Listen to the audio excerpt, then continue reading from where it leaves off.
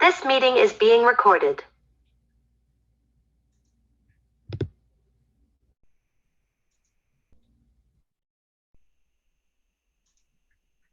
All right.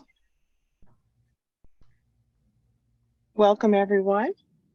We're going to start promptly at 1 o'clock. Everyone see my screen where it says, Welcome, Wake Local Reentry Council.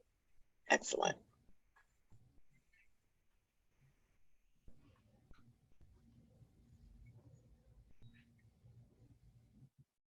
All right, it's 1 o'clock, so we're going to go ahead and get started on time. Again, welcome. My name is Lenarda Williamson. I'm your Wake Local Reentry Council Coordinator. Thank you all for being here. I am here on behalf, I'm sitting and I'm presenting or facilitating today on behalf of our chair, Mariana Polk Stewart, who could not be here at this time today. She may show up a little bit later on. So again, thank you. We're going to jump right into it. You see here we've got some instructions. As you know, the meeting will be recorded. We ask you to type your name, the agency you represent, as well as your email address in the chat box. And if I could get my colleagues to manage that waiting room and continue to let everyone in, I'm gonna do it one last time. As well as keep your microphones muted unless one of the facilitators acknowledges you and invites you to speak. All right, so we're going to look at the agenda. All right, so we're going to first start off with our partner recognitions, our shout outs and program updates from Melinda Todd, who was formerly Capital Area's Strategic Initiatives Director, but she is now Capital Area Workforce Development's Assistant Director. So congratulations to Melinda. Melinda will be sharing updates with us shortly. We'll also have participants updates and success story from Donna Farrar.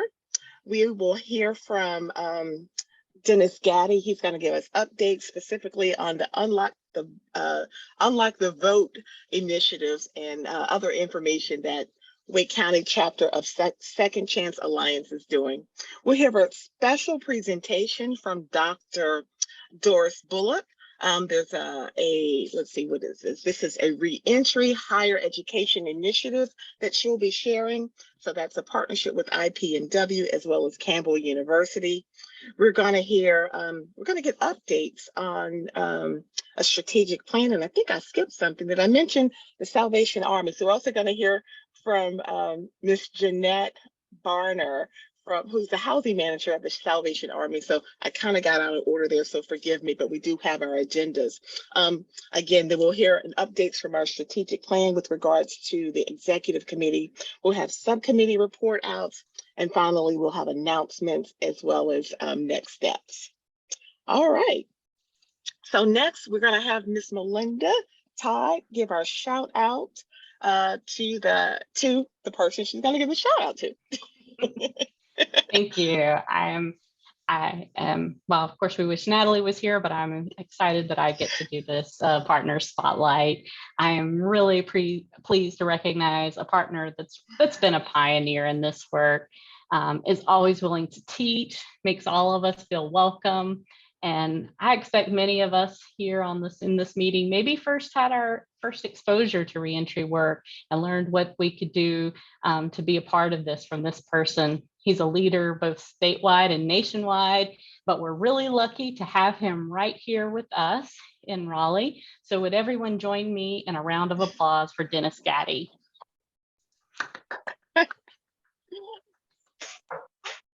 Excellent.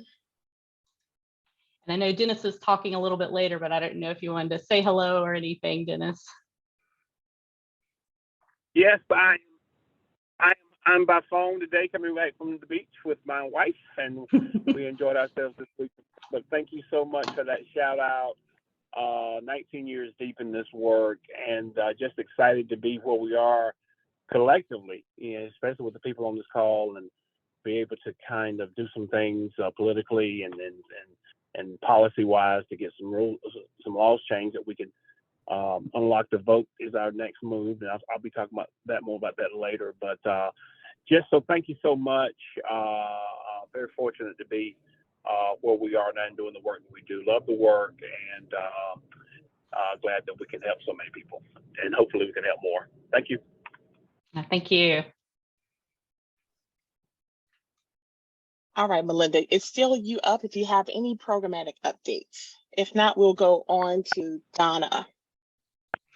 The one thing I just want to share, something that we are rolling out and I think may be relevant for this group, is that we're going to be rolling out a hotel workforce initiative. And so people are familiar, our hotel industry has been devastated by the pandemic. They're really struggling.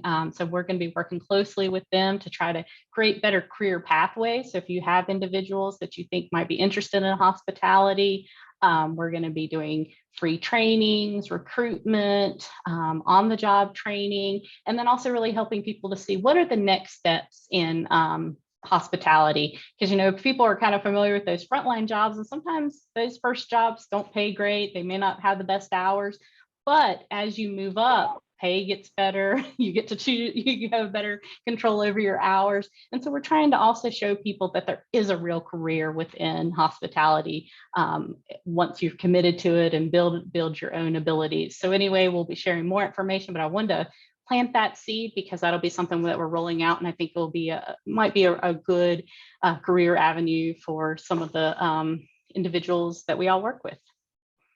Excellent, thank you. All right, up next we have Donna, and I've got the screen up for you, Donna. We can't hear you. Thanks. So good afternoon, everyone. As you can see here, this is a chart of just what we've done from January to July 31st at a glance. And since we've added on more team members, we've been able to do more work since then.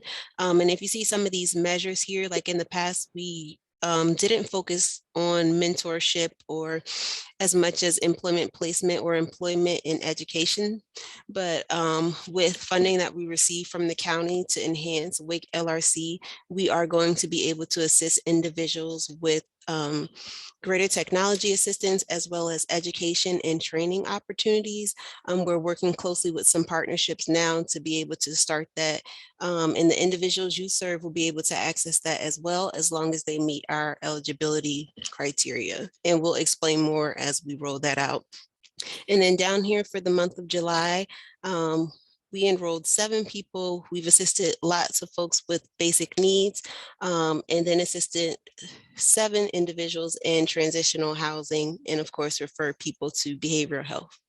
Next slide, please.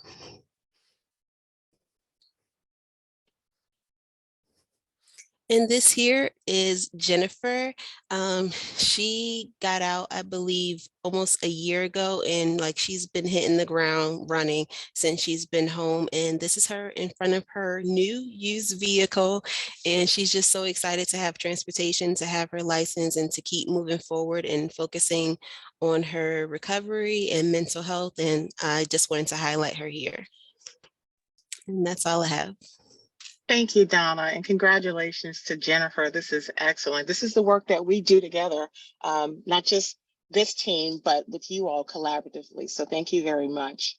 All right, so up next we have our partner, Ms. Jeanette Varner, who is the Shelter Program Manager at Salvation Army of Wake County. So I'm going to turn it over to Ms. Varner, and I'll stop sharing. We can't hear you. You're on mute. Me and this mute button, I tell you. Can you guys hear me now? Yes. Okay. Again, my name is Jeanette Varner. I'm so glad to be here today. Thank you so much for inviting me. Just want to share a little bit about what we do for our clients and for the community here. We are a family shelter. We used to be called just a women and children shelter, but now we are a family shelter, which we house women and children, men and children, and entire families.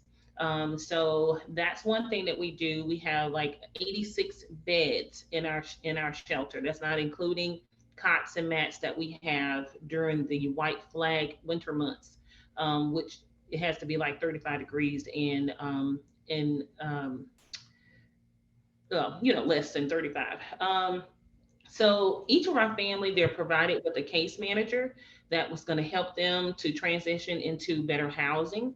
They will help them to try to locate jobs, and they will help them with trying to find health care, re filling out different information like Medicaid, health things like that. What we do, as long as the clients are staying here, we try to provide them with everything, clothing.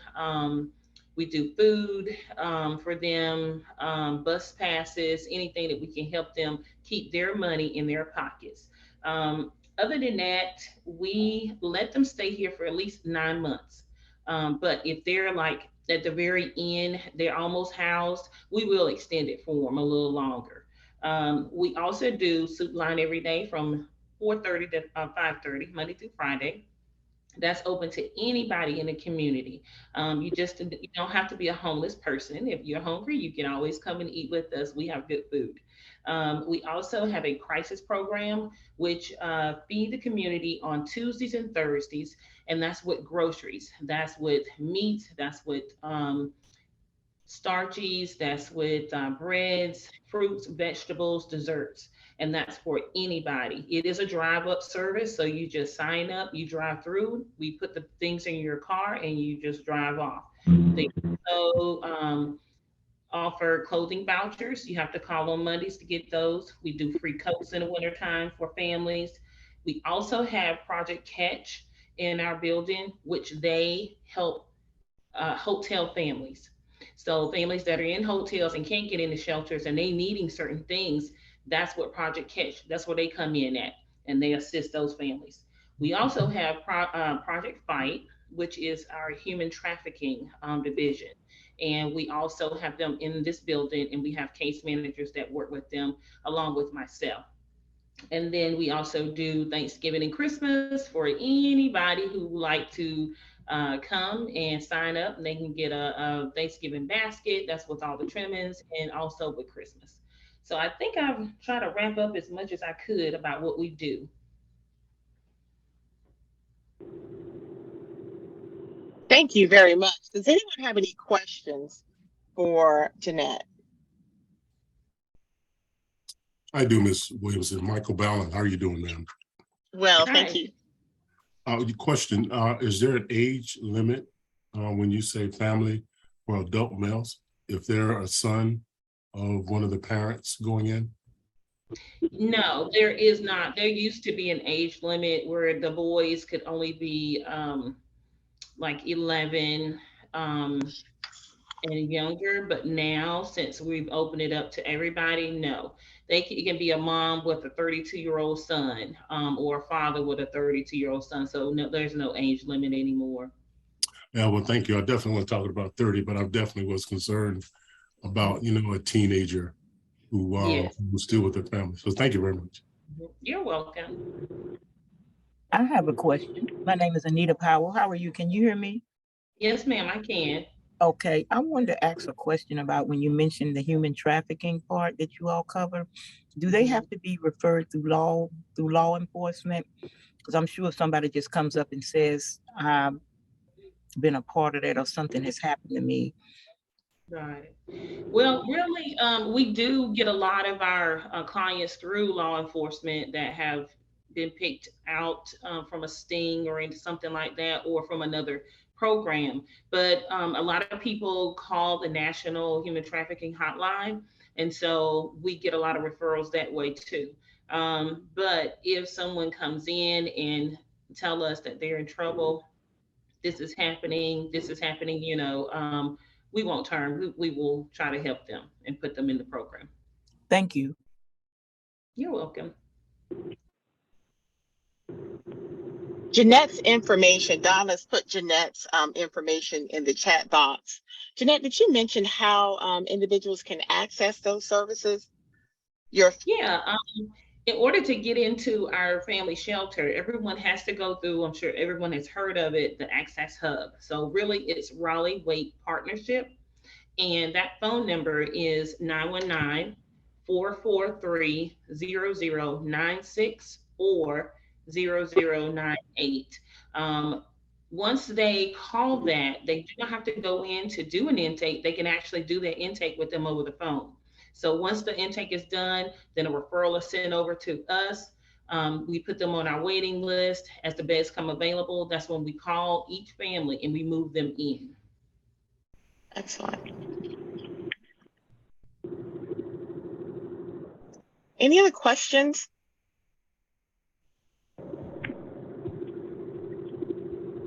All right, if there are no other questions, thank you very much, Jeanette. We really appreciate you. And Jeanette's office, she's right down here, right off Capitol Boulevard. She's on the other side of the green chair, because I saw Lakeisha join. So we're right on the same strip here on Capitol Boulevard, just down from the NC Works Career Center. So you're in the chat. Yes. Hey, Lenard, in the chat, they was asking for them to give the number, for her to give the number again. Oh, yes.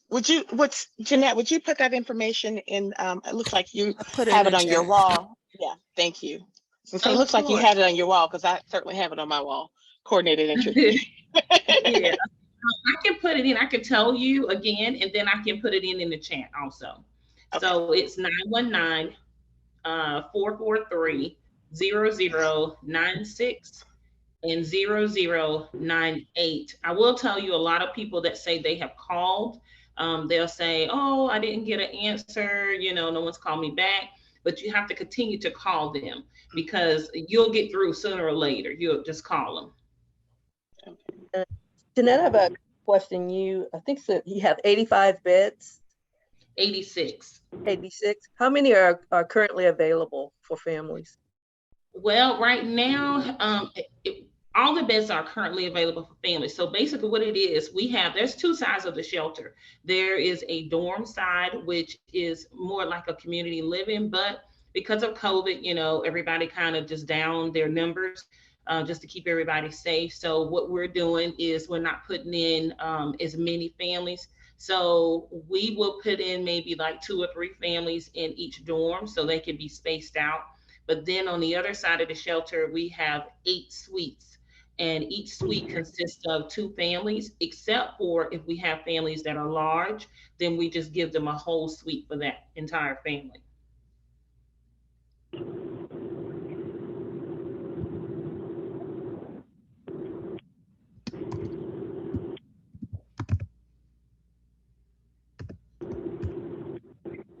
Are there any other questions?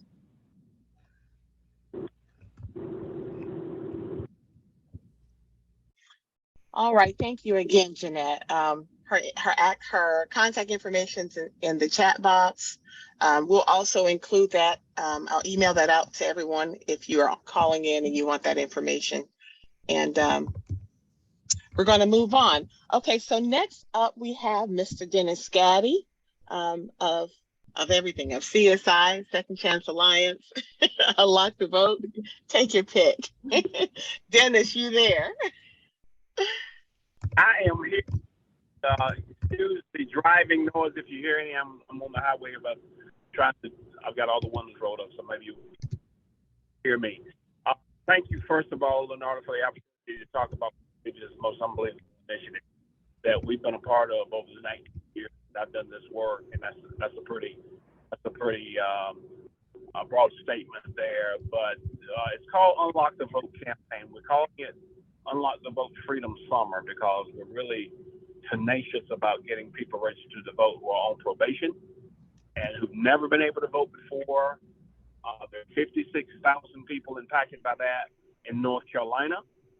And starting July 27th, we were able to go forward with the registrations to getting people registered to be able to vote in November, in this November's election. So if people are registered by October the 14th, then those folks will also be able to register, will also be able to vote in the November election. So we're excited about that. So we're having campaign stops all over the state. We'll be in Hickory this coming Saturday. We'll be in Holly Springs on the 10th. We'll be in Raleigh. I mean, we've got all kinds of Greensboro, Goldsboro, Winston-Salem on Monday. It's really, really busy. You can find out all the details about this work at www.unlockourvotenc.org. Again, www.unlockourvotenc.org. Also on that site, you'll be able to actually pull down a PDF of the current registration form. So maybe you have a client who's not registered to vote. You can actually go to the website and hit the link that says register to vote, and it'll take you directly to the PDF that will allow you to print it out and have them complete it right in front of you. And either you can mail it. We're not mailing anything. We're hand delivering all of our ballots. I say ballots, all of our registration forms, to make sure that they get delivered and make sure that they get processed. Now, if a person lives obviously in Wake County, you would hand deliver them to the Wake County Board of Elections.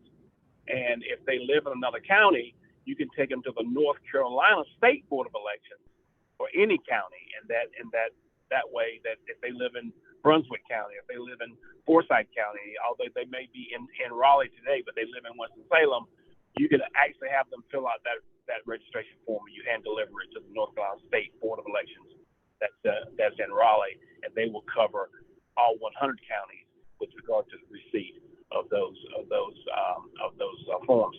Now, let me give you a little historical background as to how this came about. CSI is the lead law plaintiff in a lawsuit over 2 years ago, where we sued the State Board of Elections as well as the North Carolina legislatures around the current voting law being unconstitutional, and we believe it was or is. And so what that is saying, that just because a person is if a person's out of prison or jail, and if they're working, and if they're paying taxes, and if they're contributing to their society, we believe that they ought to have a right to voice in the democracy that they live in.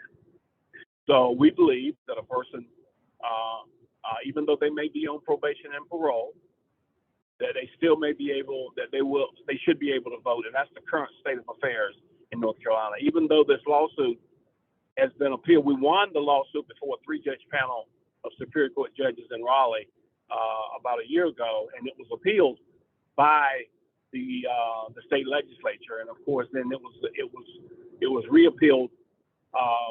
And then it's in the hands now of the North Carolina Supreme Court, and our lawyers have filed all the arguments, and they will be coming up to have that case heard here sometime shortly. In the meantime, while the case is pending and before the case is heard, we have the right to be able to still, get people registered to vote, because that's the current ruling. It got appealed, but the current ruling is that we can do that. So the court allowed us to begin to register people to vote after the last primary, which was July 27th. So we've been registering people to vote now for about almost a month now. So that's kind of where we are. We have Diana Powell is on the phone right now. Diana on the call. Diana, could you add some things as to what you do as the Wake County coordinator?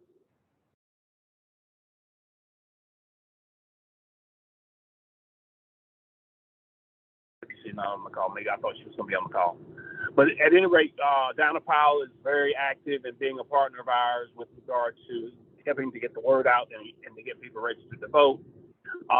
If there's any questions, if you have any questions about this, just feel free to come by our office, call our office at CSI, and we're registering people every day as they sit down as clients of ours.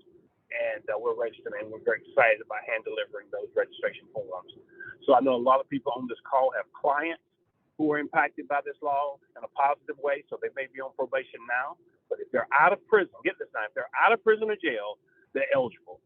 That's the only restriction, is that if they're locked up, or if they're incarcerated or in jail or prison, cannot register to vote. But if you're out, even though you still may be on probation, you have the right to register to vote. And that's going to impact over 56,000 people in North Carolina alone. Now, what that does, folks, I'll be quiet. What that does is that gives people like me and people who were on probation at one time in their lives and people who are currently on probation, that gives them a voice and who represents them. They get now the voice who's going to be their sheriff. They get the voice who's going to be their DA. They get the voice who's going to be their state representative, their county commissioner, their city council. So now I'm already getting calls from people who, once they find out that we're coordinating these thousands of potential new voters, they're calling me now. They want to talk about now the possibility of kind of what their election platform needs to look like and how we need to be added to it and included. That never happened before. Because we didn't have a voice, right? So now people will be calling us and asking our opinion about what issues need to be addressed in the electoral process, right? So and you may have heard the saying about having a seat at the table, right? So we always say if you don't have a seat at the table, that means you're on the menu, right? So now we got a voice. We got a voice at the table, and we're excited about it. We're going to move on it. We know this is a major move politically, and we're excited about being a part of changing the voice of people who had no voice before. So I'm excited about that, and I'm open for any questions if anybody has any. Hey, Dennis, you mentioned Diana, and I think she got kicked off and she's back in. Did you want her to address something again? Sure. Hey, DP, I wanted you to say about what you do as a part of this process with Unlock the Vote and how powerful the work that you do is. Absolutely. Thank you, Dennis. And yeah, as also a part of being a co-plaintiff in this lawsuit, it is very important. We're definitely boots on the ground as we are representing Wake County in the whole alliance work. We are registering people just about every day. I said we do this 24 every day, all day.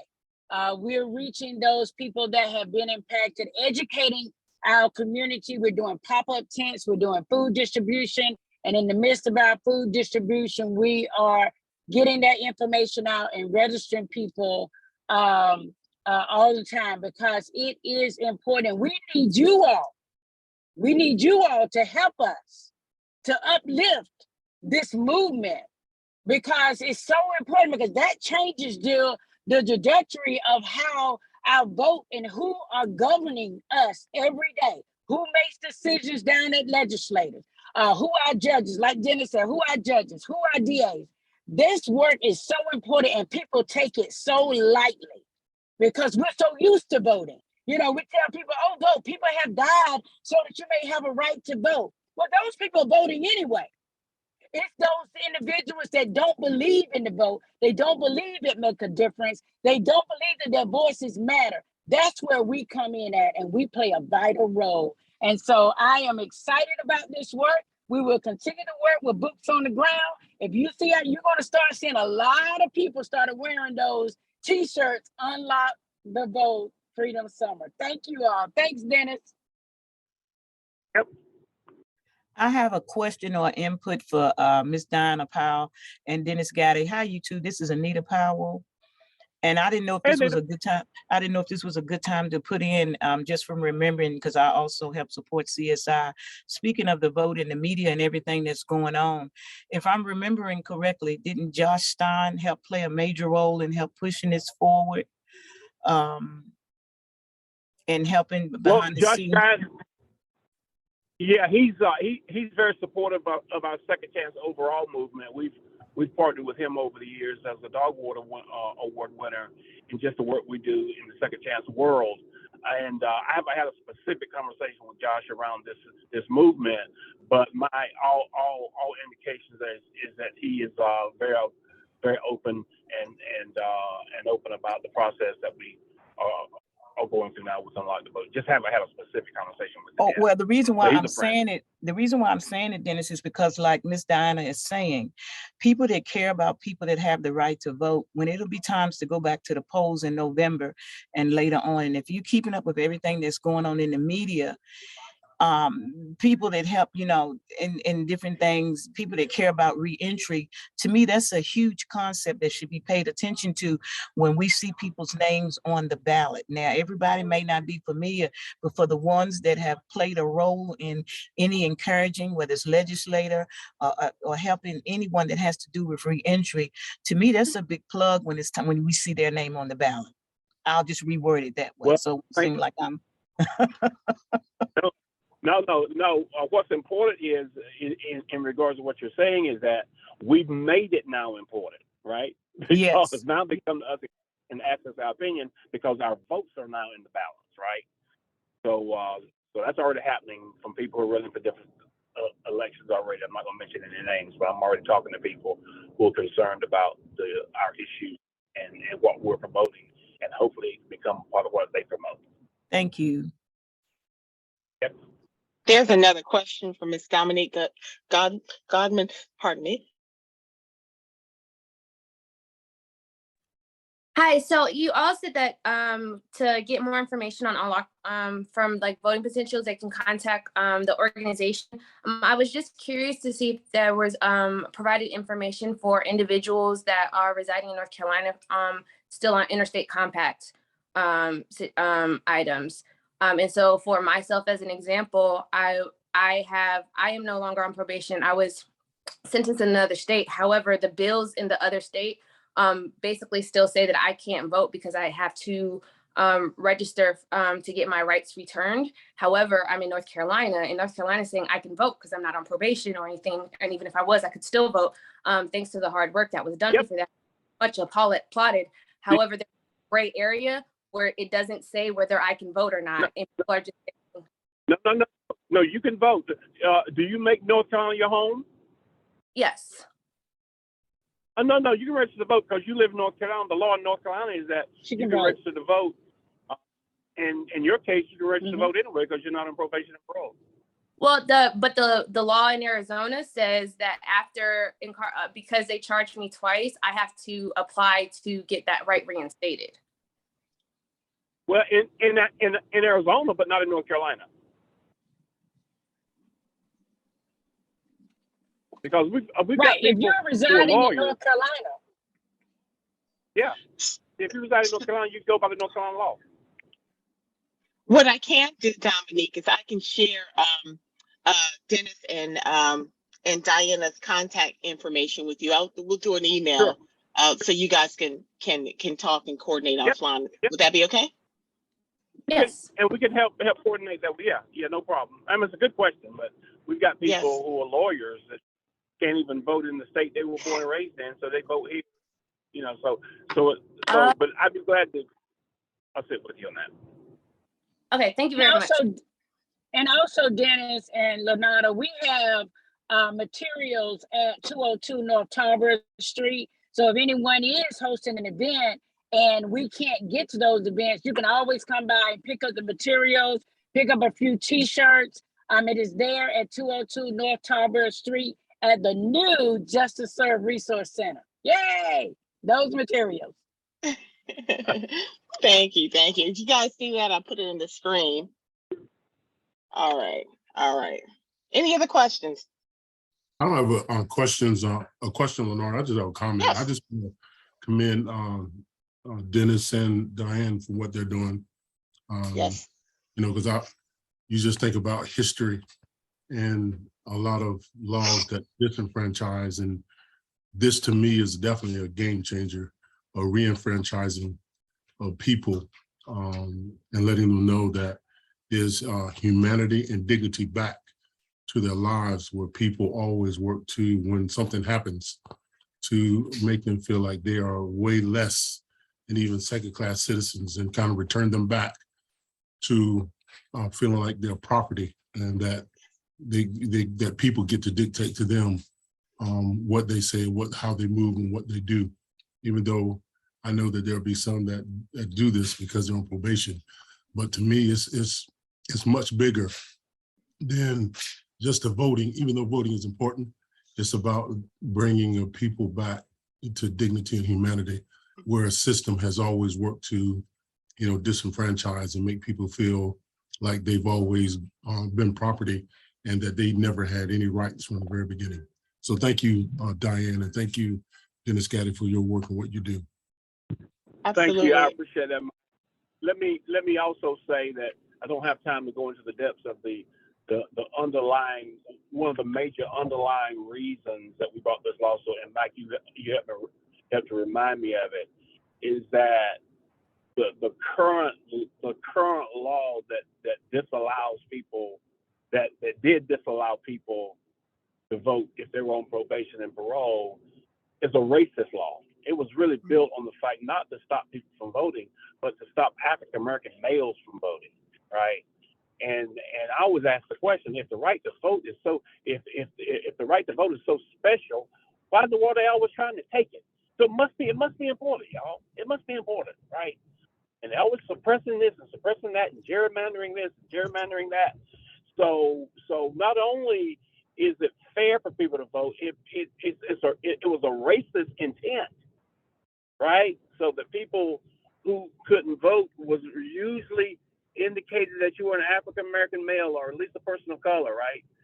So we were including that in our argument as to why we think it's unconstitutional as well. Didn't mention that too much a while ago, but it's a very racist kind of concept, and we poured it on for our 3-judge panel when we initiated this conversation almost 2 years ago. So good point there about the pain of the past, Mike. I appreciate that.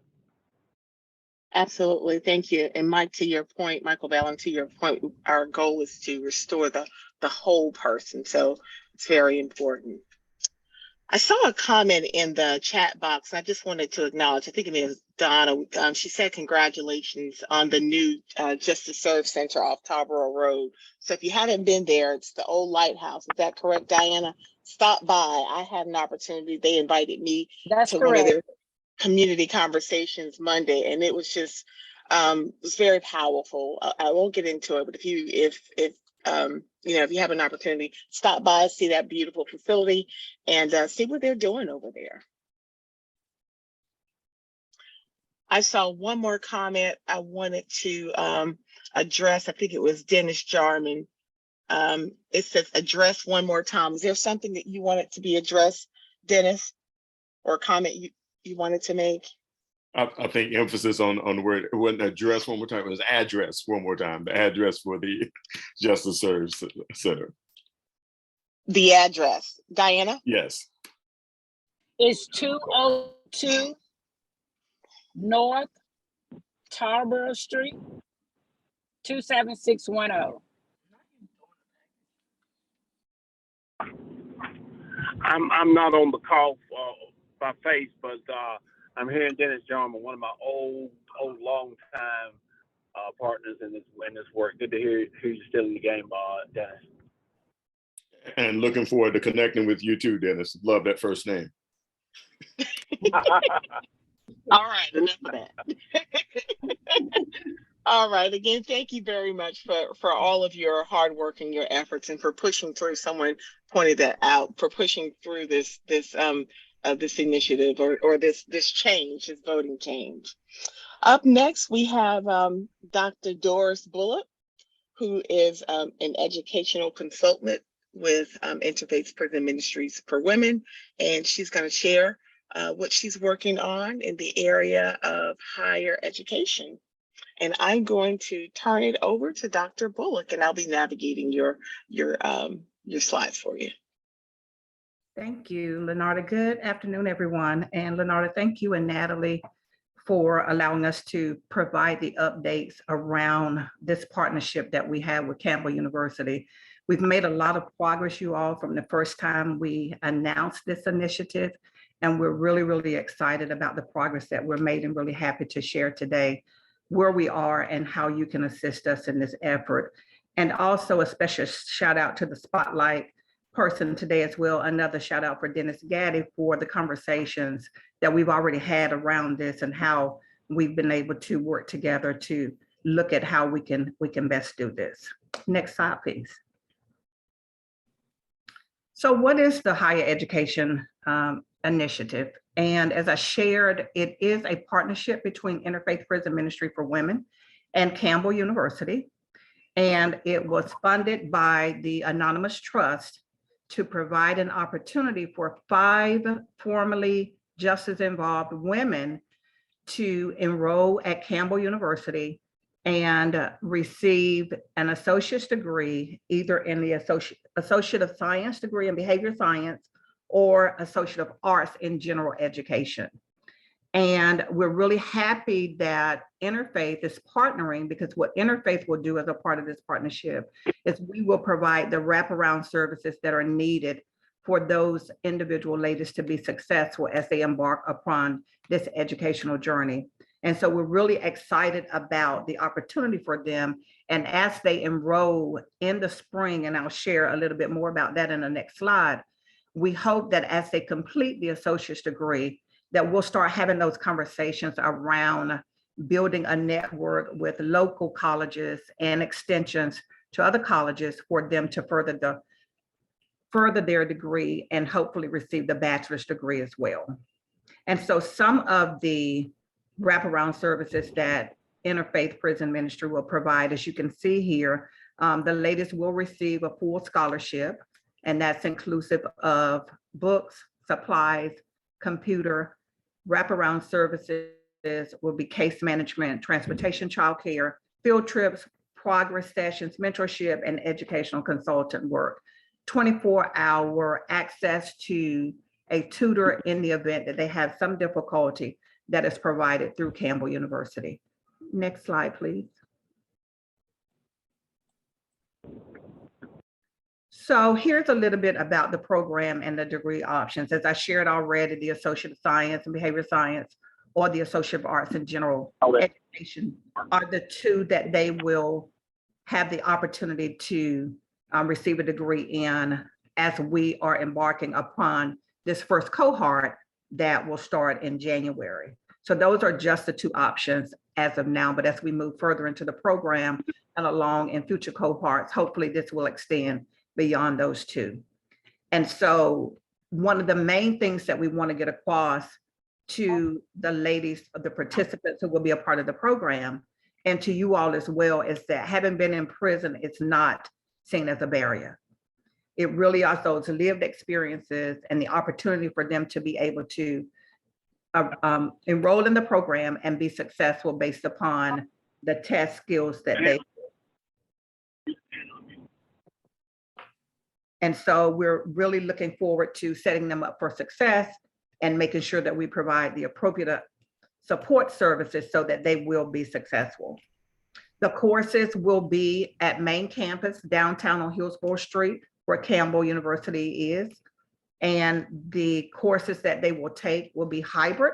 There will be some face-to-face, couple of classes that they will definitely need to do face-to-face, the English, the math, and the KUHAR course, which is a Campbell University seminar course that every first-year student would need to take. The classes will be asynchronous for the most part, and the students will work at their own pace with assistance and also some of the online assignments. Next slide, please. So here are the program requirements, which is really, really important around looking at the young ladies who will qualify to be in the program. And these requirements are Campbell requirements and Interfaith Prison Ministry requirements. So they have to, of course, have a high school or the high school equivalency diploma. They have to be able to read at a minimum 10th grade level, and we will do an assessment with the test for adult basic education or the wide range achievement test to determine what that level of reading is. They have to have been released from prison within the last year. Now, that's not to say that if it's been 13 months that I will not have a conversation with them. Of course we will. But the intent initially is to have them been released from prison in the past year. They have to reside in housing provided by Interfaith Prison Ministry for Women. They have to have a desire that they want to actually be in the program so that they can be successful. In addition to all of the resources that and support that we will provide, they have to have a commitment to their educational success. Next slide, please.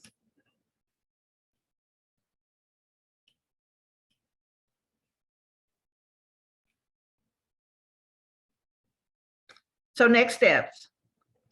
We have an information session that's coming up on September the 8th. It will be at Tillery Place at 1 o'clock. We have brochures and flyers already that will be shared with you all. Students, potential women who are interested in the program should attend this session. On the poster that you will receive, there is a QR code where they will be able to register to attend that session. And then on the following day, I will follow up with everyone who attended the information session. Also, hopefully we'll be able to record the session. So if there are women who are interested and qualify, meet the requirements to be in the program, but for whatever reason, they're unable to attend, they may have to work and can't come. I will meet with those individuals and make sure that they receive the information as well and follow up with them the following day after the information session. September 12th through 16th, after we've had the information session, after I've followed up, after I've had some conversations to see exactly where the women are and that they really have some interest in being in the program, we will then submit to them the application process, and then they complete the application and we will review it during that week. Once we do that review, we will then identify the potential participants the following week.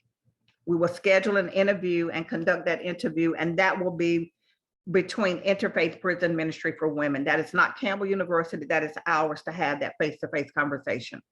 We'll then select after our interviews and notify the participants that have been selected to be in this first cohort of 5 women. Is the cohort that we're seeking to have implemented for January of 2023.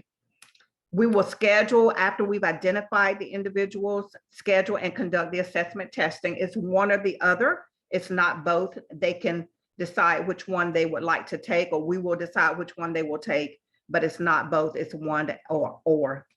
And then we certainly, as I shared earlier, want to have those conversations early on to start them to thinking about the opportunities beyond the associate's degree that will even give them more potential once they're done. And we're having those conversations with Campbell University as well, with partners around identifying the areas in which they will be able to move into a career opportunity after they receive their degrees.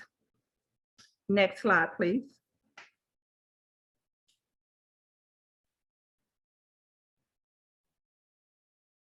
How can you help? I'm glad you asked. So, as I mentioned earlier, we have the information session on September the 8th at Tillery Place. Please, please, please identify and refer potential participants that you know that you work with, young ladies that meet the requirements.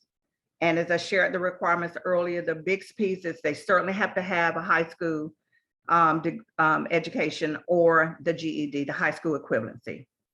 Share the brochure information, the brochure and the poster information, specifically the brochure and specifically the poster as well, because a QR code is there for them to register for the session.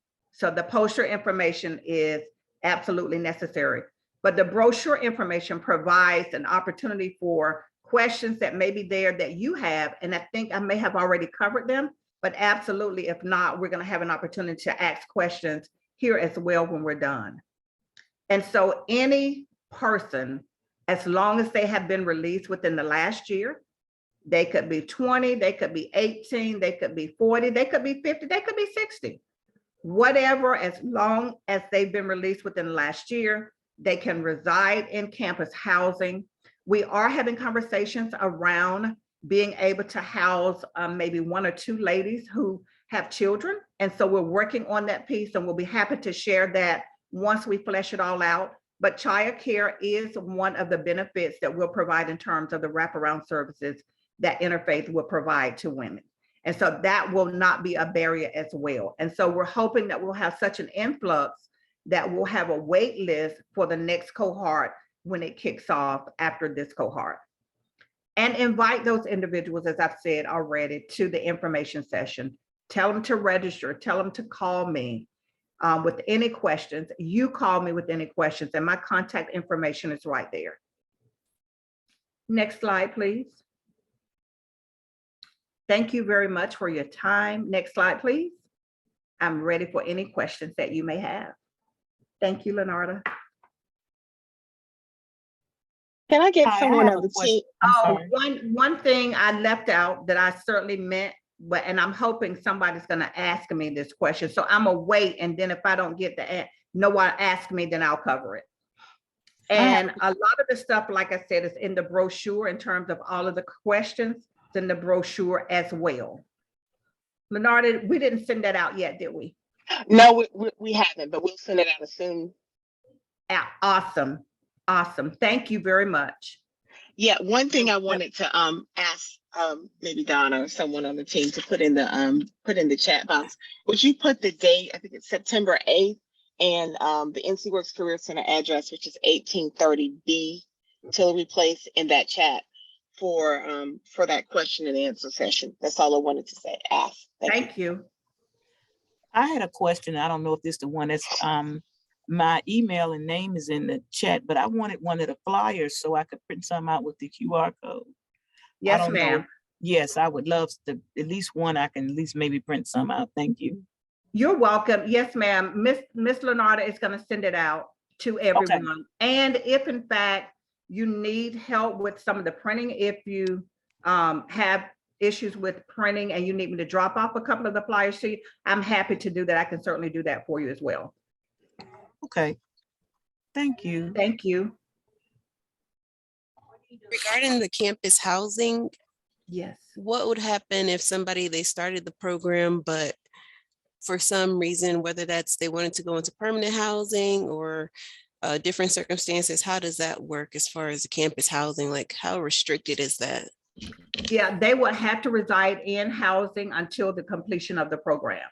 The funding stipulates that a part of what we're offering is a part of the entire package. And so we can have those conversations around what that looks like, but the intent is for them to reside in campus housing for the 2 years of the completion of the program. It'll take 2 years to receive the associate's degree.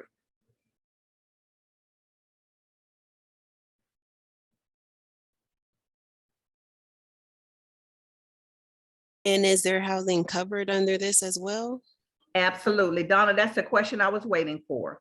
So I mentioned computer, I mentioned books, and I mentioned supplies. The other piece is that tuition is covered. And so there will be minimal cost to the student. The funding that has been provided by the Anonymous Trust provides. What we will do is ask students to, if they can, to also complete the FAFSA, the Federal Student Aid application for federal, and they will also, as long as they're not in default, they will qualify for the Pell Grant and also the NCLTG. Okay, and also this might be in the brochure too, but do they have to go full-time? Yes, it is a full-time program, and full-time is considered 2 courses per term, and there's a total of 5 terms. Okay. And so that information, yes, Donna, absolutely it is. So yeah, there's a total of 5 terms, and there's 2 courses per term. Ms. Doris, this is Jeanette. Is there any financial responsibility that the individual may have to take on while they're in your program? The only, which is minimal, and we say minimal, and that is because during the July, August timeframe for about a month, school will not be in session, and they may be some incidentals, and they may not, but that would be the only piece that they would have to contribute to. But other than that, just that one window block of time from the July break to the August break before the fall semester starts again. But other than that, there is no cost, and that's minimal, if any at all, Jeanette. Okay. It may not be any, but it's very minimal, if any at all. Okay. Okay. This program sounds, it's going to be great for a lot of clients that we get to come in, because we do have clients that are, transitioning out of the system. And so this will be good for them. Yes, please share the brochure and the poster with them so that they can register using that QR code. It takes them directly to the site. And as soon as they register, I immediately get the information and I'll be able to follow up. And what I'll do is, once they register on the day of the information session, I'll just print out a listing of everyone. If by chance you know of a young lady, an older lady, a middle-aged lady who wants to attend the session but may not be able to, if you'll get their contact information or give them my contact information, and I'll follow up with them as well. Okay. And the hope is that we'll have a wait list for the next time, for if there's women who are so interested and we don't have, that only 5 slots are filled, we'll have a wait list. And so we certainly will get around to them. Okay. What would happen, like, for the women here? More likely the case manager may reach out to you. That's fine. Okay. That is fine. That's fine. That will not be a problem at all. Okay. Thank you. You're welcome. And the registration is really simple, y'all. It's just ask for a name, an email address, and a telephone number. When they scan that QR code, when it takes them to the site, and then all of the information is also on our website as well. And it just asks for a name, as I said, first and last name, telephone number, mobile, and an email address. And that way I'm able to follow up. Dr. Bullock, I put your contact information back up so people can get that as well. Regarding the information session now, could a service provider attend that session as well on behalf Absolutely. Okay. Absolutely. Anyone, yes, on behalf of the young ladies, the older ladies, the middle-aged ladies, yes. If in fact you certainly know of someone who is interested and are unable to attend, please certainly attend on their behalf. Send them, you come, send us everybody. Excellent. Someone else had a question. I think, Leonardo, was it something in the Yeah, chat? I saw it was. I'm glad you reminded me. Sure. It's something about meal plans. Have you addressed that? I was looking at the chat and listening and moving around. Meal plans are included as well. That is no cost to the ladies. That is also included. Okay. I have a question as well. Sure. Dominique, I'm currently working with the sociology department on North Carolina A&T's campus, and we're doing just more research on the impact of women after. And I was wondering if there would be like a conversation that you'd be willing to have to, with our team, just to provide this and to spread this information out just throughout campuses. Absolutely, I will. Okay. Absolutely. Because what we want to do, Dominic, as I mentioned earlier, beyond the associate's degree, we want to start having those conversations around the bachelor's degree. But keep in mind that the women will have to reside in IPM housing, which is primarily here in Raleigh. Right. But absolutely, because there are online options as well at other campuses. Okay, I will definitely, I just see that I'll be in contact with that. Absolutely, thank you. Great. Any other questions for Dr. Bullock? Has everyone captured her information and you can reach out to her directly? We will be getting, I think I'm still waiting, Dr. Bullock, on the most recent versions of those brochures and flyers. You have it. Oh, and if I have it, I missed it. Yes. So I'll go and get it. Yeah, that's okay. Yes. Thank you very much. I'll make sure we'll get that out today. We'll definitely get that out today. And I think Donna put some links in. I'll make sure I share some of the information for Unlock the Vote, those links as well, but we'll definitely get that out today. Thank you. Awesome. Sorry, I missed that. No, that's okay. And once everybody receive it, if you have additional questions that I didn't answer here, or if it's not already in the brochure, feel free, please, to reach out to me, send me an email or call me, and I'll respond to you as soon as possible. Yes. Thank you. Yes, and thank you. You're welcome. All right, so up next we have our committee updates, and we're going to do this a little different this time. Let me stop sharing my screen, we are going to have Melinda Todd speak on behalf of the executive committee, actually on behalf of Mariana Polk Stewart, to give us an update on the strategic plan process. Melinda, give me a second. I'll switch the presentations out. No problem. And I know there's some other executive committee members on here. So if I miss anything or if you want to add something, please jump in.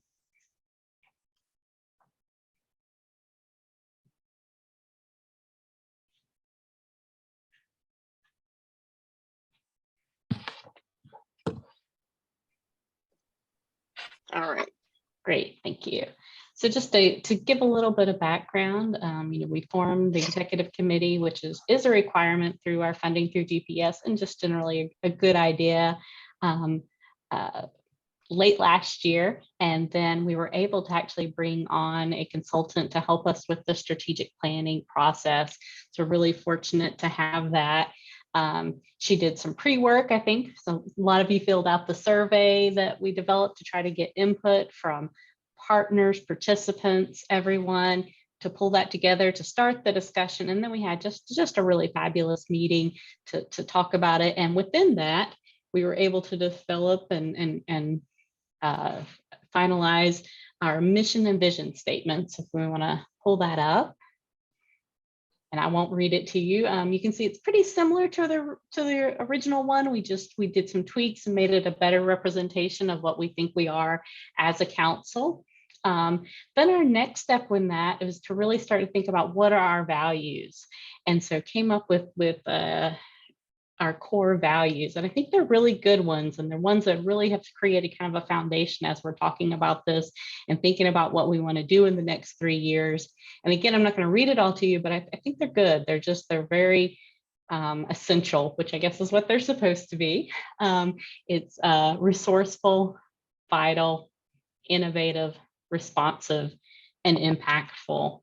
And I know some of you have worked with Stacey Barfield before. I think we've all really enjoyed this process. She's done a great job of helping pull our values together into this vision. And then our next step is picking these 4 priority areas. That's an easier word to say than you would think. And that's the network and partner development, community awareness, and vital support, and stable and sustainable infrastructure. And at this point, what we're doing is we have small groups from within the executive committee meeting to really flesh this out, create some goals and strategies around these areas.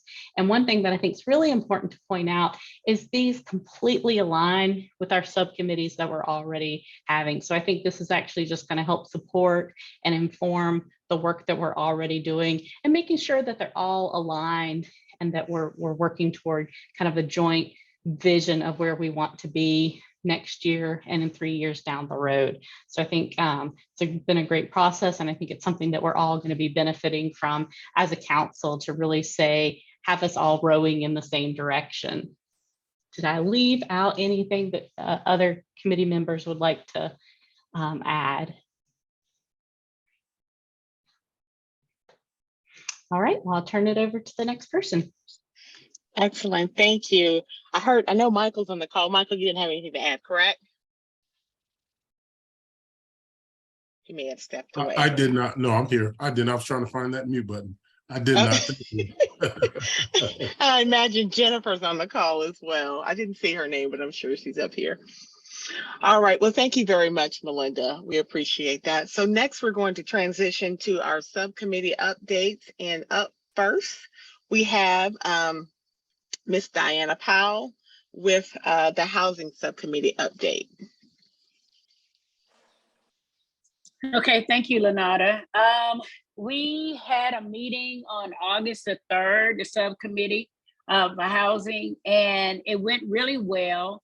Some of the things that we discussed was re-engaging and relaunching committee with the in-person social event during September's subcommittee meeting.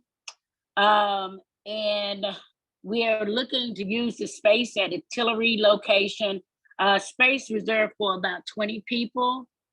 Also, we talked about a staff liaison who can support committee by sharing the LRC landlord information. And we did start a list, and I do have a copy of the list that we started. Also, we received a list from Wake County on their housing list that they have. So we're still working on our landlord list as we move forward. We also talked about continuing to build that list and finalizing the language for calls to those landlords. Also, we mentioned a co-chair opening on the committee on August 25th, including the PowerPoint. And then also we had a meeting, Dennis and we met talking about emergency housing. When those individuals come in like on a Friday at 4:30 in the evening, and what do you do? And it's real. It is a reality. We just had to jump through some hoops about 2 weeks ago of an individual that was released on Friday, which we were expecting to receive him on a Monday. And so kudos to the LRC team for pulling together and pulling that off. And it's real. And so as we continue to build on that initiative around emergency housing, also, I did want to mention some of the challenges that we are having with individuals, not only just finding them housing, but serving them in their other needs. Even if we find them housing, what is their mental state? Are they open to receive what we have? Everybody's not open to go to a shelter. Everybody is not equipped to go to a shelter, because especially individuals that are returning home from prison, going to a shelter makes them feel like they're still in prison. So those are the challenges, I think, and we want to continue to work closely with our case managers inside the facilities as we prepare individuals to return home from prison and jail. And that's my report. Thank you. Thank you and very I'm open much. to taking the questions. Any questions for Diana? And Diana, we have a slide up that you all prepared. If individuals are interested in serving as vice chair to the housing subcommittee, you would contact my colleague, Shanae Artis, and her email's there. And then we'll quickly go back to that other slide so everyone can get the information for their the upcoming, I think it was called a party. Was it a social on September 22nd? All right. Dominique, again, I do have one quick question. I know that you were stating that you were allowing individuals to say if they weren't comfortable with living in shelters and things of that nature.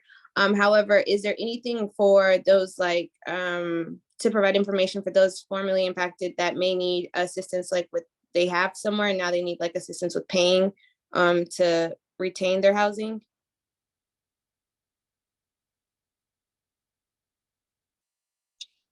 At this present, we work directly through the LRC.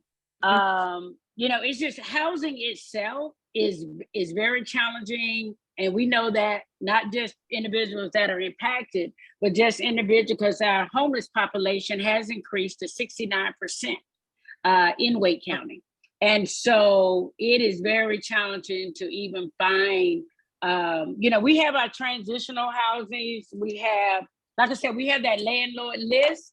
And I saw a report today where Wake County is offering incentives for landlords to be able to open up for affordable housing.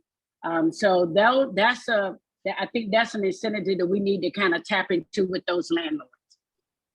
I want to also add, Dominique, and I think Shanae can probably speak to this, or even one of my other colleagues, Donna or Hermione or Richard, that we as in Wake Local Reentry Council, the operational component, my colleagues here, we do have some funds for individuals who are in permanent housing or going into permanent housing. if that's what you're looking for. Is that correct? Yes, no, I was just seeing like all the options of assisting, of how it was, all the options that housing was providing to assist others. That's, yeah. Yeah, so you're speaking about permanent housing. So and even Melinda, you can probably help me out with this piece. We do have some funding available for individuals that are for permanent housing. Mhm. Is that correct? Yeah, Okay, thank you. that's right. It is. I mean, we're still working on some of that policy. I think the other thing to keep in mind is that Wake County in general has some programs, you know, not necessarily directed toward justice involved individuals, but you know, everyone has been hit really hard by these ridiculous housing and rental prices, and so there are some resources at the county level as well. Thank you, Melinda. I see. Did I answer your question, Dominique? Yes, it did. Perfect. I see Michael Ballon's got his hand up. Thank you. Ms. Powell, are you aware of the City of Raleigh's home ARP allocation plan? No, I am not. The reason I said that because since August the 9th, they've been allowing or asking the people in the city of Raleigh who have supportive services to go online at the city of Raleigh and to look up this plan and make comments. On September 6th, they're going to talk about it in the city council. Then they're going to, I think, close all comments and proceedings September 8th. And so this would be a great opportunity for you to look at that plan. And I'll put the name of it in the chat so that we can have it, because I believe that, I don't believe, that's a lie when I say that, they received $5.2 million to do something that's focused on homelessness, vulnerable populations, and other, because you know, other can be broad, especially when you talk about supportive services. But I'll send you that so you can look at it, because there may be something there for you to tap into. Okay, thank you. And I see Shanae's got her hand up. Go ahead, Shanae. Thank you. Yeah, I just wanted to kind of reiterate what Diana was saying about the social, that it's really an opportunity for people to come out, and for those who are interested in learning more about the work that we're doing around housing through the LRC, and or who are out in the community doing things themselves and just feel like they can connect with us and like we can partner to build this out. We would really love to see you guys there at our next meeting in person. Also, for those who are current committee members, please come out and join us, because it's really it'll be a great time for us to kind of reconnect, re-engage. Myself and Richard are newer staff on the committee, and so, you know, really we'll have an opportunity to connect with everyone. And please just be sure to RSVP, because we are going to have refreshments and things like that. So just want to make sure we have our numbers right. So yeah, please just RSVP to us and let us know if you plan on coming. And if you have any questions, feel free to email as well. Thank you. And I see Cindy Thompson. We will get you, if you put make sure Shanae Artist, and actually we have your email address, Shanae, Cindy Artist, CYNDI, would like to attend that social, be a part of the housing subcommittee. Let's see, I saw Derek Berg. Derek, did you have your hand up, or did you have something to say? Thank you, Lenata. I did. And so I wanted to, I guess, impress upon this group and other groups as we are looking at the availability of housing resources, not just for the population that we're serving, but of course across the board. But at some point there has to be a collective advocacy amongst all of us to really hone in on the need for housing of some sort for these individuals, particularly those who are either just recently coming out of incarceration or still needing to find permanent housing. And it's gotten to the point that it's really is bad. And I think we all know that, but for whatever reason, we just keep trying to, dig our way out of the sand, and we're not getting very far. And I think at this point, we need to come together. There's so many other little groups attempting to try to address this issue that at some point, we all need to have a collective voice and really hone in on the fact that there has got to be, as a priority, along with all the other initiatives that are out here around housing, there is a need to really have particularly transitional and emergency housing. And just like Diana said, everybody's not meant to go into a shelter, and then, if there are other issues at play, or other parameters, particularly, heaven forbid, if you got a sex offender you're trying to house, and all of the challenges and barriers that go with that. But I just think at this point that, either this group or some other group, we all need to convene everyone who's impacted by this issue and really begin to just have a collective voice and make it well known to those who need to hear it that this is an immediate need, an urgent need, and we have got to do something about it. Thank you, Derek. I just want to pick it back with just off of what he just said, because I do think I do understand that in like 2022, this is like housing is huge for like everyone, regardless of being impacted. However, there are just different stringent rules that make it 20 times more difficult, even for a person that is able to afford things just simply because of their background. The only example I'll ever use is like myself, but because I don't put others out there, but like me getting a house this year wasn't, viable because of the due diligence issue that occurred with the housing market. And then finding a place to rent is now an issue because you have to have 10 years since your conviction to be eligible to go in if they actually conduct the background. So it becomes harder and more stringent to even be able to find a location. I found a place that didn't run my background check for a townhouse rental. And so that's extremely rare, as well as the price that I'm paying for it. But I'm also in Mebane now. So it's like you have to, the kind of the game you have to play to get into housing with that background becomes a little bit more difficult. So I think this issue is one that needs to be elevated. There is an organization based out of Charlotte that I can email the information to that actually helps individuals in the state of North Carolina on all realms as well. So it doesn't have to be a particular county. And so I can just provide that. So as you all continue to have that conversation, those individuals that have the accessible money and funds to assist maybe with others. Yeah, Dominique, would you put that information in the chat? I'm confident Chanel want that to follow with that. And then in addition to that, I want to say that specifically, anyone, to Derek's point, this has to be an effort that we all have to get behind. So I'm sure Shanae and Diana would appreciate all of you all those concerned individuals attending their social to see what we can do collectively to get behind the housing issue. Is there anyone else? If not, we're going to move on. I'm going to stop sharing, and then we're going to go back to Donna Farrar for the employment subcommittee update. Anything else for the housing subcommittee? Or questions or comments? All right, Donna.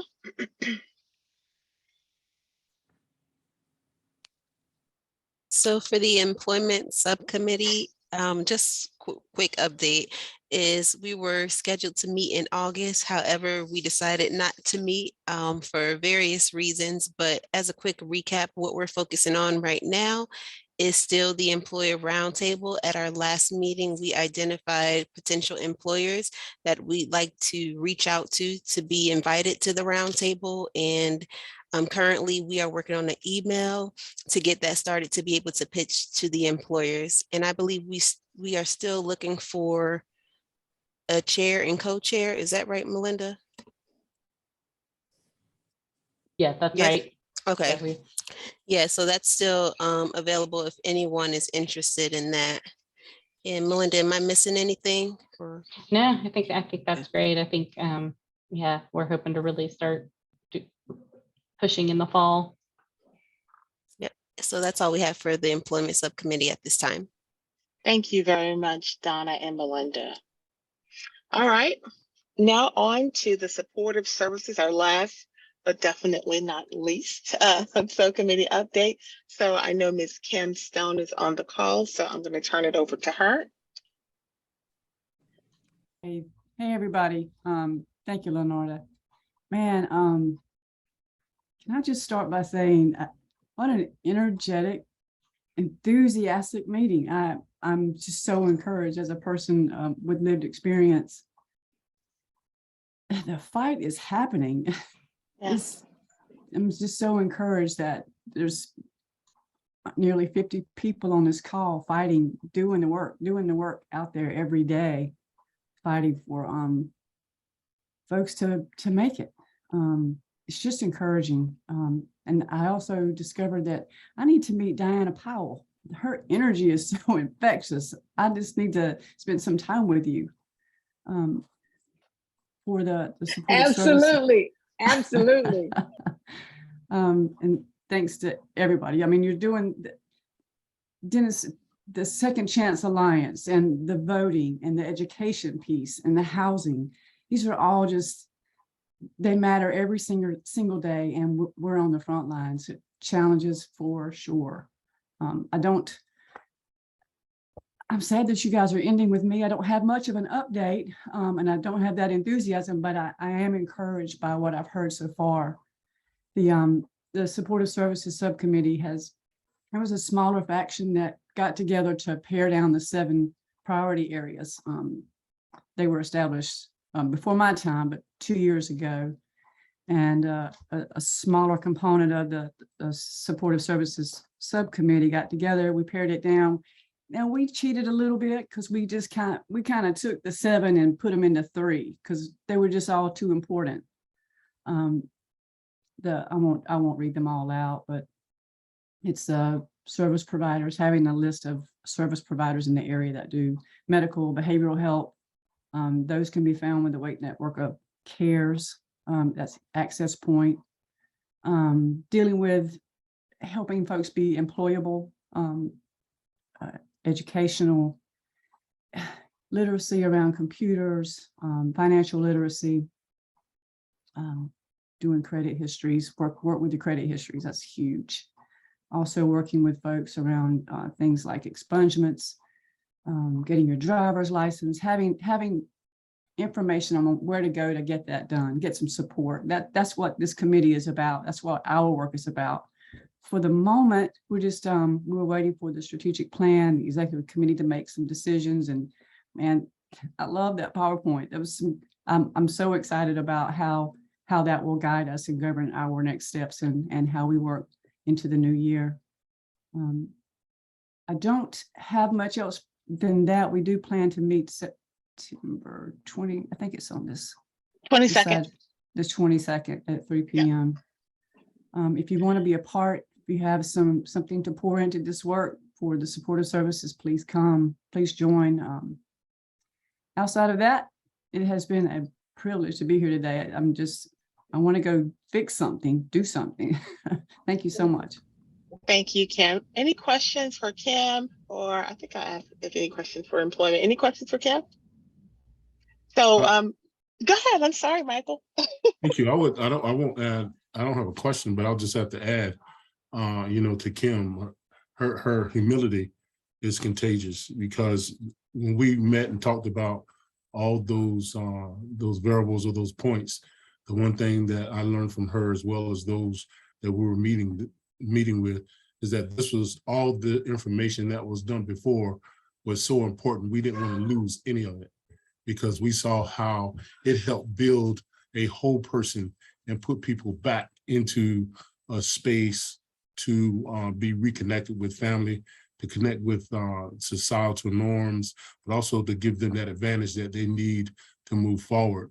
And so what you see is a culmination of all those thoughts and those comments and the understanding that we know that people, when they are coming back and being reintroduced to society, that they need, you know, to be restored, restorative justice in a sense, but re-enfranchised, if I may say that. So thank you, Kim, and all those who were with us when we decided on what this looks like. And again, it was only because the work had been done before and we didn't want to lose any of the work, because we saw all of the work as a holistic approach to restoring people.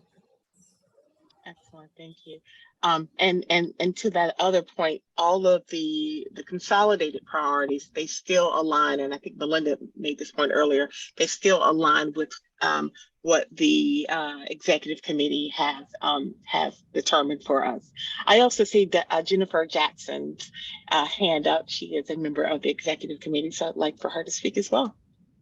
Thanks, Lenarda, and thank you, Kim, and thank you, everyone. I just wanted to make the point and draw that line between this and the question that came up. I don't think it was Derek. I think it was whoever spoke before Derek, but that question of whether or not there were services available for the people who were in the housing. And, you know, Diana very rightly responded, like, the housing in and of itself is so much of a priority. That's what we're focused on. But what I want to say is that this work of the supportive services can be that link for the housing providers who may not provide supportive services themselves to be able to assist in that. So just seeing where some of the natural synergies are. Nobody has to do it all within this. And if you're interested in those services that can support people who are in housing that is only housing, then this would be the place to do that. Thank you. Great point. Any questions or comments, additional comments? All right, so we're going to move along, and next we're up for announcements. We have a new partner here, and I'd like to let him speak first. His name is Eric Harney. Please correct me on that and forgive me for that, Eric. No, welcome. It's Hanvey. That's how you say it, Hanvey. Oh, I'm sorry, Hanvey. I apologize. Hanvey. It's too fine. easy. Yeah, you did great. That's right. Well, I appreciate y'all having me. It's great to be here and great to hear everyone and all the wonderful things you're doing in the community. And just want to thank Melinda for connecting me with Lenarda. And then I met Lenarda last week or a couple weeks ago and spoke with her. So she gave me a rundown of what LRC is about and just the wonderful work you're doing. So just a quick story. My company I had before, one of the first people I hired, I didn't know it, but he had a record and I didn't check his background when I hired him. And he came up to me a couple of years later after he'd been working. It's one of the best employees I had. And he said, I just want to thank you. He kind of emotional and said, I just want to thank you for giving me a chance. I was like, what are you talking about? And he said, well, I used to be, I just got out of prison a couple of years ago, but you gave me a chance to come work. And it just, impacted me pretty deeply back then. And just understand that people aren't less than, they need a chance and they can do a great job if we help them. And they're very capable to do that. So, but my company, what we're doing is it's called Worker Spring. We actually connect employers to community-based organizations like yours, so they can hire the people that you serve. Typically, an employment relationship is, or a job is landed through a connection. 85% of jobs are secured through a connection. So what we're trying to do is connect employers to those job seekers through the connection of the community organization. So there's kind of a partnership to get the person hired. And who we're really trying to serve are people who are typically underserved in the employment area, who have higher unemployment rates, justice involved, youth, veterans, homeless, refugees, single parents, English as second language. And what we do is allow you to create an account. You can connect with employers. You can invite employers, add them to the system, kind of recommend them to your to the people you serve. You can find other partnerships. You can respond to jobs. And we set the system up so that you can do as much or as little as you want. You can add your people and just say, hey, you go find the job and, you know, respond to the job yourself. Or if you have somebody you kind of need to hold their hand through, you can look at the jobs and respond for them. So so it's just a good way to track your job, track your job seekers, find them jobs and track their progress. And you can create customized search campaigns to help them find the right job. And then we also let you add programs. So if you have any type of, like here, the housing programs, job readiness programs, the support services, we're actually developing a public portal so that you can share those with the community. So if somebody's searching for those, they can connect with you. You can actually create your organization on the site and let people know what you're about, and so they can search and find what population groups you serve, and then so they can connect with you that way as well. So it's free to all organizations. So, you know, if you want more information, if you want to reach out to me and share some feedback or, you know, some ideas, I'll be happy to take those. We released the site, the first version in March, and have just been taking feedback and trying to develop what we can to make it a useful tool for community organizations. So any questions? Eric, did you put your email, your contact, and if you did, would you put it in there again so it's fresh? Put your contact information and even your website information as well, so people can follow up with you if they're interested. And are you already working with, or is it even appropriate for you to share that there's one of our reentry partners you're already working with? Yes, we're working right now. So actually, I talked with Steven at Salvation Army. I'm going in there next September 21st to present to the case managers. We're working with Raleigh Rescue Mission. We're working with Pardoned by Christ. I'm trying to think who else here. Let me see. Let's see. YMCA. We are Hope Refugee Partnership, Community Outreach. I say Raleigh Rescue Mission, Safe Families, Jobs for Life, which is a curriculum that helps you know, really anybody who's trying to get ready for a job. So those are some of the ones in the area. Okay. All right. Thank you very much. And so Eric's put his information in his website. Yes. And welcome aboard to the council. Thank you. Yeah, I'm excited to be here. Appreciate it. Yeah. We're all one. Of course, Donna and Melinda will want you on that employment subcommittee, but we're inviting you to housing as well as the supportive services. I was going to reach out to her about that. So that's good. Yeah. Excellent. Excellent. Hey, all back right. off, Lenarda. I did put you guys up there first.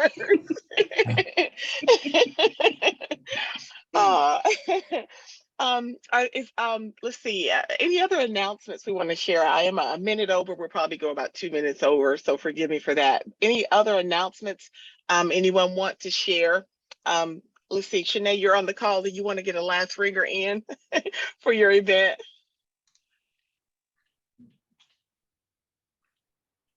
Sure, yeah. So we are having a social for the housing committee. So if you are interested in, or you have information, or you just want to connect with us, just to say we are doing some work, as Miss Diana was saying, we're working on our emergency housing process. We have started partnering with another permanent housing provider and are hopefully bringing another one on soon. So we have things that we're doing, but if you want to come out and be a part and learn more, or if you have something to offer, please join us. If you want some good food and stuff, come out too, but only if you're trying to be a part of the committee. Don't come just for our food and security, and he will escort you out. But we hope you guys join us on the 22nd. Hey, Melinda, if I'm not mistaken, Shanae has scheduled that meeting right during the employment subcommittee meeting. Oh my gosh. Well, maybe we'll all just come and join it. Yeah, maybe we'll crash.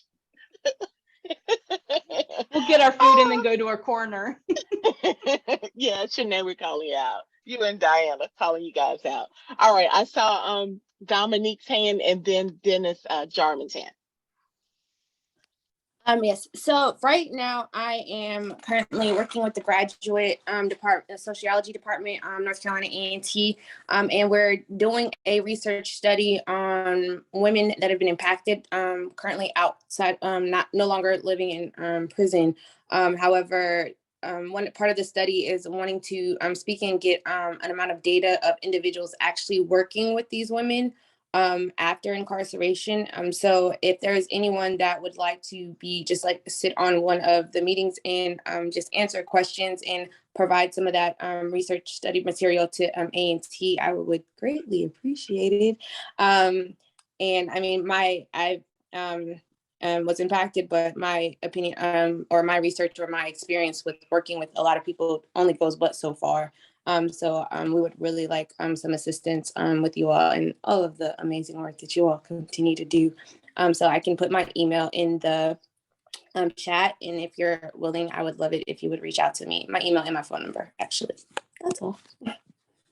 Right, Dominique, thank you. Yeah, put that in the chat again so it's fresh, so people can catch that. All right, Dennis? Well, good afternoon, everybody. It's been a while since I've been on one of the meetings for one reason or another, but I hopefully will be able to be a part moving forward. Step Up Ministry here, located, representing Step Up Ministry here. Melvin Breeden, the director of programs, was on a little bit earlier. He stepped off to get on another meeting. In short, there's a lot of changes that have occurred at Step Up in the last few months here. We have a new executive director. Linda Nunnally has officially retired, and then Kalisha Stanford is now the executive director. And there have been some staff changes. I have been moved up to be the director of the Employment Academy.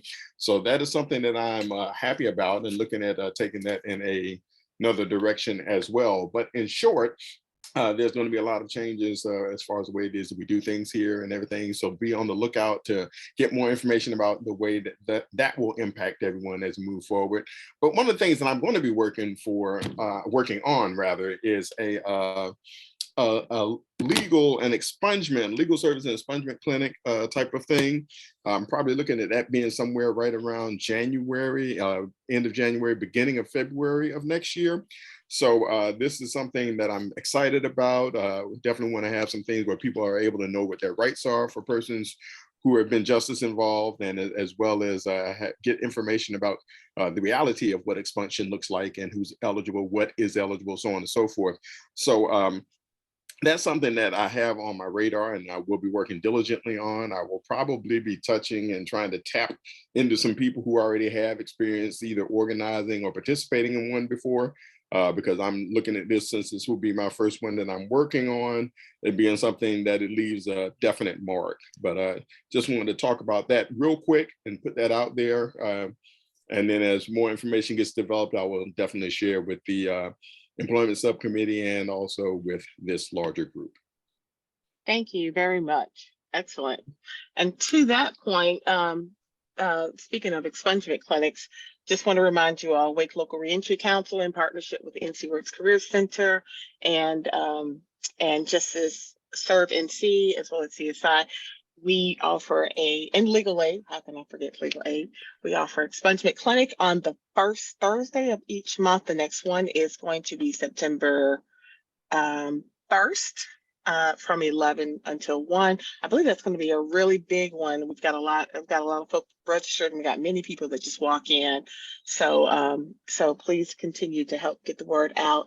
In addition to that, and I think this is my next slide, just keep in mind that we still have a representative that can assist a person in reapplying or applying for the first time for their food stamp benefits. So they're here on every Thursday from 9 to 1 o'clock. Here, as in the NC Works Career Center. All right, next steps. So of course, make your referrals online at wakelrc.org. I just mentioned the expungement clinic. Our next meetings are the subcommittee meetings. And so those are September 22nd. And then we're bumping it up because of the holiday, the Thanksgiving holiday. So it's going to be on the third Thursday in November. So that's November 17th. And then the next council meeting the next time this group comes together, and I thank everyone for hanging around. I really appreciate it because we have gone over a few minutes. But that's December 15th. We've moved that up as well, but due to the holiday. So you guys remember that on November, we move up the subcommittee meeting. We move any meeting we're having up in the months of November and December. So just keep those dates in mind. 2 more for the year, 2 more subcommittee meetings and 1 more council meeting. And that's the one where we usually have our county leadership attending that meeting. And so we hope, and we do some fun activities as well. So look forward to that. Thank you again for your time. Have a wonderful remainder of the summer. And we look forward to seeing your faces, whether it's virtual or in person on September 22nd. Thank you, guys. Bye. Good to see everyone. Thank you, Leonardo. You do such a great job, ma'am. Thank you, sir. Thank you for being here. Oops, Bye, and I everyone. just hit the wrong button. Everybody have a good one. Thank Bye, you. everyone. Thank you. Thank you, Leonarda. Thank you. Is that Lakeisha?